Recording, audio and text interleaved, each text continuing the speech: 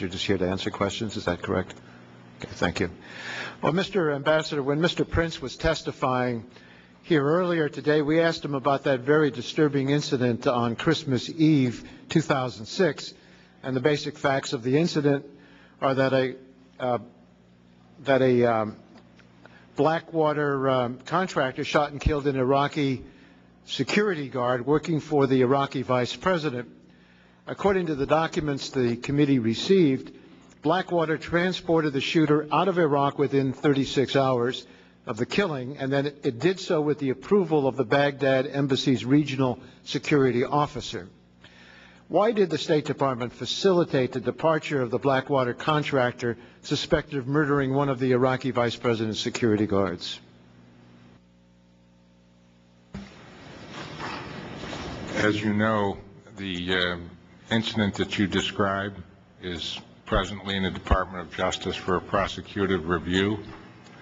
I think that to prejudge exactly what occurred that evening, as far as the facts of the case go, would be inappropriate for me at this time. So, I am not asking you about the facts of the case. I'm asking you about the State Department's response. Why did the State Department respond in this way? At the time of the incident, after a number of interviews were conducted, there was no reason for him to stay in Baghdad. Well, the committee had a briefing from Ambassador Kennedy last week, and he stated that the subjects of investigation should be kept in country because the investigators may need access to them. In fact, when you think about this, this is an obvious point.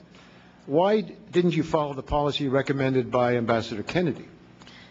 You can't describe how a case should be handled universally. Each case has to be judged on its own merits, and Ambassador Kennedy may have had some other notion about the proper way to proceed.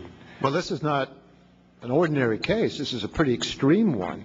You have a private military contractor within the green zone, which is internationally protected area, shoot and kill an Iraqi security guard. And what we saw was that within 36 hours he was ushered out of the country, and the State Department helped that happen. In fact, the documents show that the primary response of the State Department was to ask Blackwater to make a payment to the family in the hope that this would make the problem go away. There's even a discussion among State Department officials about how large the payment should be. One official suggested $250,000, but this was reduced instead to just $15,000. Yesterday, during the State Department's daily press briefing, the agency's spokesman said, quote, "We are scrupulous in terms of oversight and scrutiny not only of Blackwater, but all of our contracts. I would strongly dispute anyone's assertion that the State Department has not exercised good and strong oversight in our efforts to manage these contractors." That was the statement made yesterday.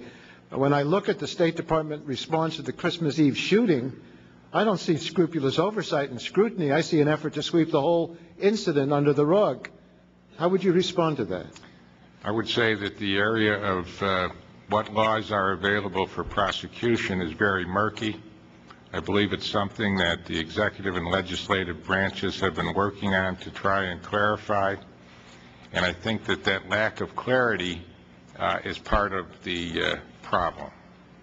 So you weren't sure at the State Department whether this was a possible criminal violation when a person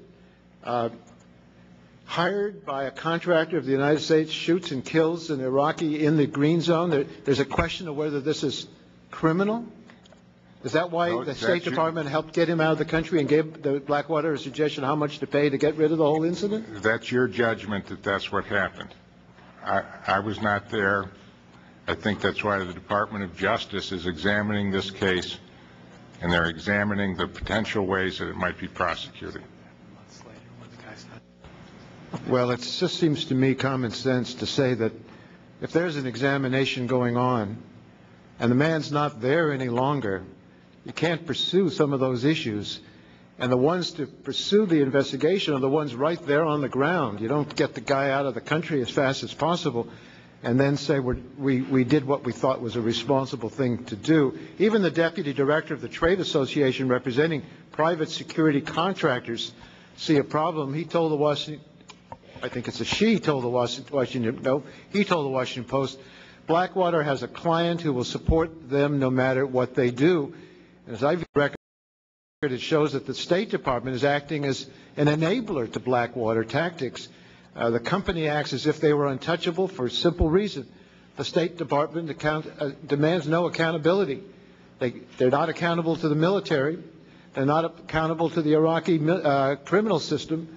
And the State Department, who's the contractor, seems to have acted like they're helping Blackwater get rid of the guy so that the whole incident can go away.